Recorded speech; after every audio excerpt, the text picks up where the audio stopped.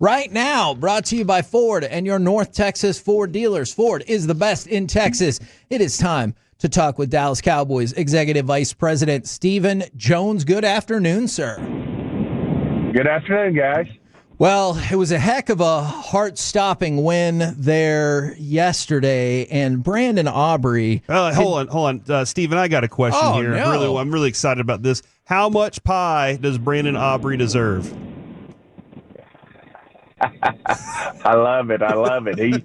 He obviously did a great job yesterday. I mean, he's just continues to do a great job. Is a better way to say it, but he's just a guy that you can count on. But the bigger thing than that, we've had guys through like that, is just the distance. And, you get to the 50-yard line and you feel like you're in his range. So, anyway, he's certainly a weapon and certainly a huge part of why we won the game yesterday. Would you have ever thought, just going back years and years ago, you would ever see a weapon like that where you got to midfield and you could definitely kick a field goal from there? No, I mean, you just it's evolved, and I'm on the competition committee, but in general, these kickers, have really gotten to where, one, they're really accurate, but two, they do it from long distance, and it used to be a 50-yard field goal was, getting to where it was pretty iffy, and these guys around the league are pretty accurate. With those type of kicks, not to the extent our guy is, it doesn't feel like, but, it's just, it's evolved, and these guys are really, these soccer style kickers get a lot of power, and they're really good at it, and hats off to them. They got a great skill. Now, you just mentioned being on the competition committee. I admit this is a biased question as someone who grew up a Cowboys fan and still am a Cowboys fan. Can you get it on the competition committee so that one penalty does not cancel out three penalties on the exact same play? That was interesting. I mean, there was a lot of those officials had a lot of activity, and they were very busy yesterday. But for the most part, I must say, the fouls that were called looked, pretty legitimate and hard to argue with. It was just one of those games. It was physical. It was a typical NFC East battle, and they were certainly wanting to set a tone, and we were wanting to do the same. And, we evolved into, after a real slow start, we came around and, played good football in a lot of areas. Obviously, there's a lot of areas we have to improve on if we were going to be the team we want to be this year. Dak Prescott's record in division is sterling, and his record against the Giants is pretty spectacular as well. How do you explain his dominance within the division and the Cowboys' dominance over the Giants over this time? Well, you just it's hard to explain. I mean, you get on runs, and they have cold spells, and I was on the phone with John Mara last week. We serve on the competition committee, and we were actually talking about that. And he said, it's getting to where you're not very pleasant to talk to. I said, well, I understand. We've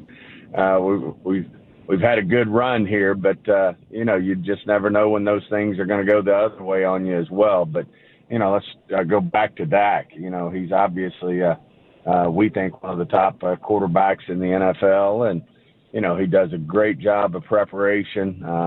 He does know our division very well, and he's been very successful within it. And it all starts. If you want to have success in this league, it all starts with winning your division. Plenty of good news always comes out of a win, but this is also the NFL. You talked about how physical it was. We saw the injury to Cooper Beebe, and the word is this morning he'll be out 6 to 8 weeks. I wanted to see if you could confirm that, and then the assumption that he'll go on the IR. Well, it's we hope it's on the shorter end of that. I've always bet on these guys like Cooper Beebe who are resilient. They're tough. They play through things, and just feel like hopefully it will be on the shorter end of that, but there probably is a pretty good chance that he'll end up on the IR, DTR. And, the good news is we've got a couple of young centers. I thought Hoffman stepped up yesterday and did a really nice job. And it's got to be next man up. I mean, this is the game we're in. You look around the league, there's, injuries are part of it. And that's why you have 53 players, you have 16 practice, you have a European player, 16 practice squad players. You got, designations like IR, DTR that allow you to bring guys back now, which I think is good for the league. I think everyone's embraced that. It's kind of unanimous around the league that it's certainly a good position to take where if guys are going to be out a while, they can get that time out and then come back. So, it's just a physical game. And, the guys continue to get bigger, stronger, faster. And with that, with those type of things come, injuries are going to happen, and they're a part of our game. Absolutely nice to have a win like that, Stephen, coming away from yesterday. Our listening audience has been very expressive about the secondary yesterday, though, and we've been kind of discussing it. Is the personnel there still trying to figure out how to work best within Eberflus's defense, or did you feel like there was some lack of communication yesterday? What was the feeling there on the secondary? I just feel like we're evolving. We've, played pretty good against the pass against the Eagles. We gave up the one big play. Obviously yesterday was not the same story. And, it never helps to be missing one of your top corners in Bland. And obviously Diggs is coming off a significant injury. So, this is going to evolve. The good news is Bland is going to be coming back. I think Diggs is just going to get better. I think we're getting a guy like Revel back and Carson, and I think there's going to be help on the way. In the meantime, we got to continue, to work to get better each week. And Coach Eberflus has had great defenses throughout his careers in the NFL. He had top 10 defenses in Indy, did a great job in Chicago as the head coach / play caller. And we just have a lot of confidence that we'll certainly get this right. I think that the pieces are there. We just got to get everybody rowing in the same direction and make sure we understand philosophically what we're trying to get accomplished. And I really have a lot of confidence that we'll get better. Any ETA on those potential reinforcements, whether it's the longer-term ones of Revel and Carson or hopefully shorter-term with Bland? Well, the guys who are on the IR have to be there for 4 weeks. So Revel and Carson will be there for 4 weeks. And, since Revel hadn't had any type of practicing with us because of his injury, he's certainly been in the classroom and takes the mental reps out on the field. But, we expect that, he'll need the full 3 weeks to, get into football-type shape, practice, and that type of thing. Carson should be a lot more ready to step up and go. And then certainly we hope Bland, probably looking at, depending on how his week goes, probably a long putt for him to make the game against the Bears. But certainly we hope he'll have, a chance if he doesn't make it this week, hopefully the next week. The effort and the type of game you got from Javonte Williams yesterday, when you signed this player, was that kind of like, this is what we're going to get from this guy? We certainly, that was in the plan. I mean, we had him, and as everybody knows, who follow the Cowboys and the moves we make, we had, really top grades on him coming out. We really liked what he did his rookie year. He then had, the unfortunate major knee injury, and it usually does take a couple years to come off that. He split some time last year. We like what we saw and what he did, and, really thought his arrow was up when we signed him. And he's done nothing but exceed expectations since he's walked in the door with us. And as you can see, we're running the ball really well. Shotty's committed to it. I think we're doing a good job doing that, and feel good about what that future holds. But also look forward to getting, as we move forward, hopefully getting an opportunity to get Bland up and see what he can do. Blue. Oh yes. You talked about some of the moves the teams have been making. There was a couple over the weekend with Jadeveon Clowney, and then going back to Tyler Smith, 4 years, $96 million. Why was this the right time and this the right player to get that deal done? Well, for Jadeveon, it was just, obviously when you lose one on the edge, and we traded that out for, what we feel like is a really great player who's already making a big difference in our run defense, in Kenny Clark. But we just felt like to have a reinforcement, like a Jadeveon Clowney. We certainly know he's, been in the league a while.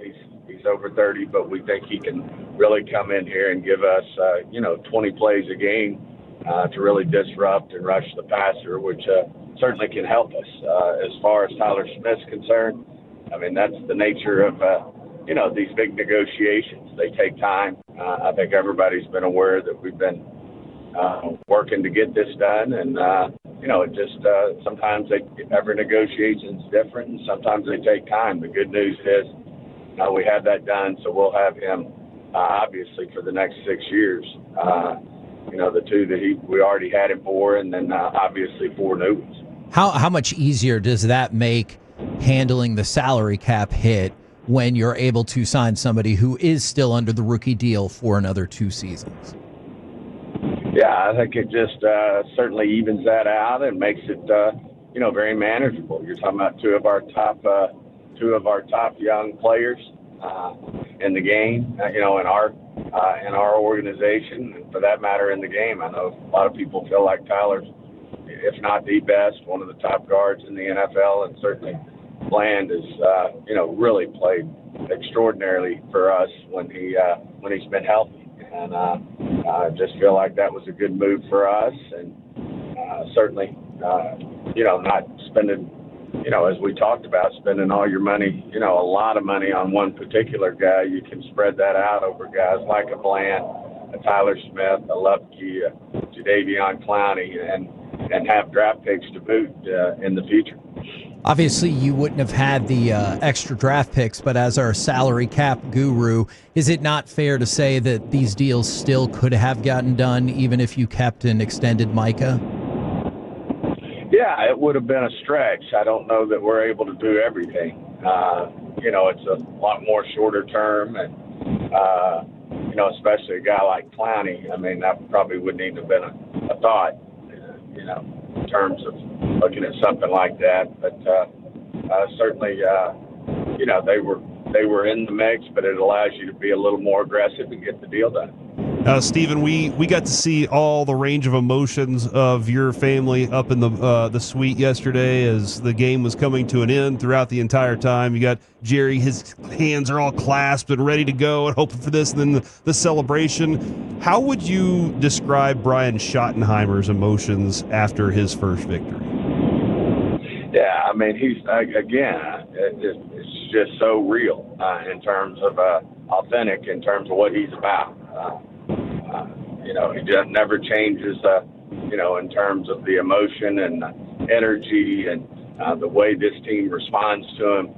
You could tell, every player in that locker room was thrilled to get Coach Shottenheimer that first win. And Jerry and I felt the same way. As I told Coach Shottenheimer, getting that first win in any given season is always the tough one, is getting that first one. And certainly good to get the first win, for the whole team, the staff, the organization. To get that first win was big. It was, as you said, certainly a roller coaster, but you don't ever apologize with how you win in the NFL. A win is a win. And, as I said last week, I don't think anyone in the organization felt there were any moral victories in the loss to Philadelphia. So, people say, well, you could be 0-2. And I said, well, you could be 2-0, but at the end of the day, you are what you are. You're 0-1, and then we win the game, we're 1-1. And we got a chance to improve every day going forward and get this team to where we want it to be to compete, to be a really good football team this year, and then see what happens. One of the big stories just across the country last week was the the murder of Charlie Kirk, and we had heard that NFL teams were given the option about what to do with that. Can you walk us at all through the team's process? Obviously, y'all did the moment of silence and honored him, and I know a lot of people really appreciated that. Yeah, I don't think there's a lot to add. I mean, we just felt like it was the right thing to do, and we're against any type of violence, gun violence, any type of violence, in society, and certainly, that's just really a difficult situation when you see anything like that, regardless of who the person is, an innocent person. Basically being assassinated, and we felt like it was the right thing to do organizationally. Well, we appreciate the time as always. Congratulations on the win, and we'll catch up with you next week. Hey, guys, great being on. Look forward to next week.